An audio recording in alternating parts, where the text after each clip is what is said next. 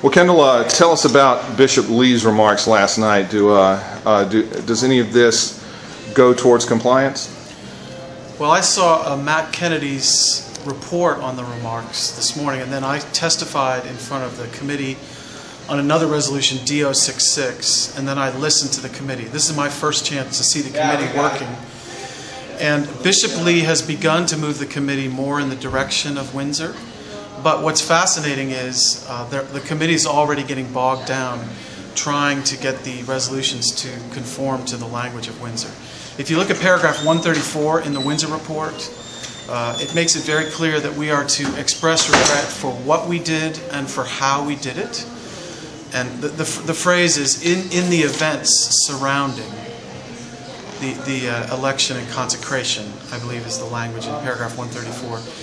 And what came to the committee this morning was regret, and the phrase was, in the action, which I liked, but the committee couldn't go for it.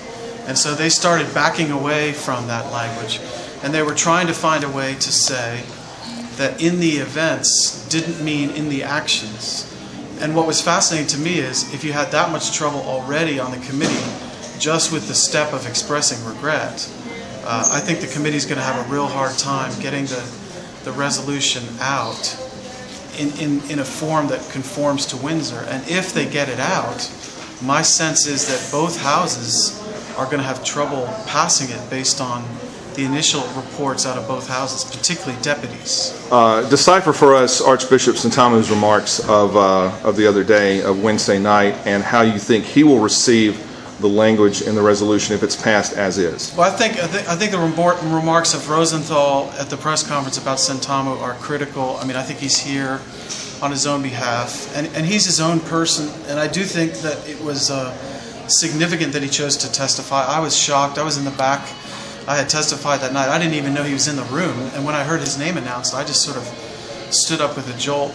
The key phrase to me is that he said was, personally, I am doubtful. And I felt like he was pushing the language toward Windsor, and I thought that was helpful. But I also think he's new, and anybody who comes to General Convention new can tell you that there's no way you can fully figure out anything close to what's really going on because it's so complicated. Has the mood shifted any since General Convention started? There was a lot of blogging about how dark and suspicious the mood was. Are we seeing any change? Is it getting worse, getting better? I don't find the mood dark and suspicious. I think it's basically a kind of a focus on a veneer of activity at the surface, and then underneath the surface there are these kind of there's a huge chasm between the two sides, and there are these kind of volcanic feelings that everybody's afraid of, and so everybody's kind of dancing around what's under the surface, and they're focusing on things that they can act on that are, in the light of eternity, are not terribly significant, but make them feel like they're getting something done. Deputies in particular has been a horrible slog so far. Richard Crocker said yesterday it was like watching paint dry, and that's not too far from the truth. We're having trouble getting things done, and I'm starting to worry that the bishops are going to have very little to do unless we pick up the pace. Because we're up against a deadline. Right. Well, there's several interesting points to this story that I want your listeners to understand.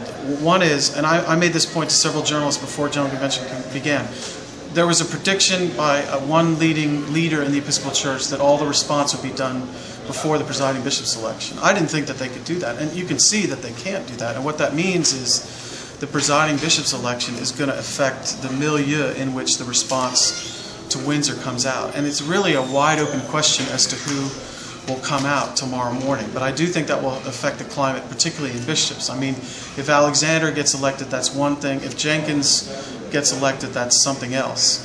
So I think people need to be aware of the fact that the environment can at least be clarified and possibly shifted going into Sunday and Monday. The other thing is that if the committee is having this much trouble this early, they're beginning to emerge real questions as to how much we can actually get done.